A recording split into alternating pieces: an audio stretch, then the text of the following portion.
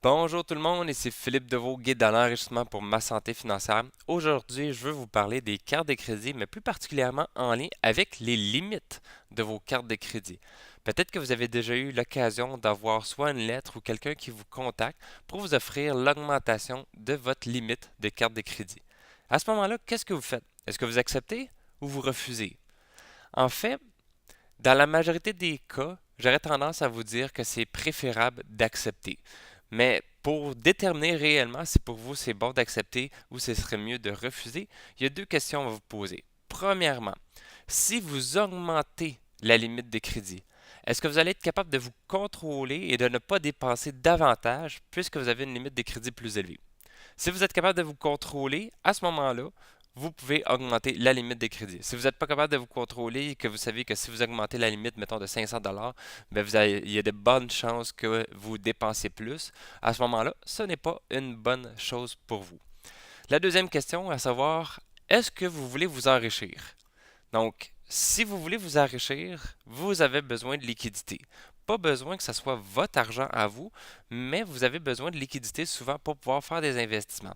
Et les cartes de crédit, c'est un outil qui peut servir à l'enrichissement. C'est sûr que dans la vidéo aussi, je ne vous expliquerai pas comment faire exactement pour comment utiliser les cartes de crédit pour faire l'investissement ou comment faire investir dans l'immobilier ou dans les marchés financiers ou partir votre business grâce aux cartes de crédit. Mais c'est des choses qui sont possibles. Et par rapport à ça, ben, plus les limites des crédits sont élevées, mieux c'est, plus c'est facile. Donc là-dessus, si vous êtes capable de contrôler le fait que vous avez une limite de crédit plus élevée, que vous n'allez pas dépenser davantage et que vous souhaitez vous enrichir, à ce moment-là, les limites des crédits, quand on vous offre de les augmenter, ça peut être très intéressant d'accepter parce que de notre point de vue aussi, c'est toujours plus facile de diminuer une limite de carte de crédit que de l'augmenter. Donc, l'augmenter, ça se fait une fois de temps en temps. Ils vont vous envoyer une promo, ils vont vous contacter pour la faire augmenter. Ça peut prendre des années pour atteindre une limite de crédit qui est vraiment intéressante. Tandis que pour la diminuer, il suffit d'un appel pour la faire diminuer.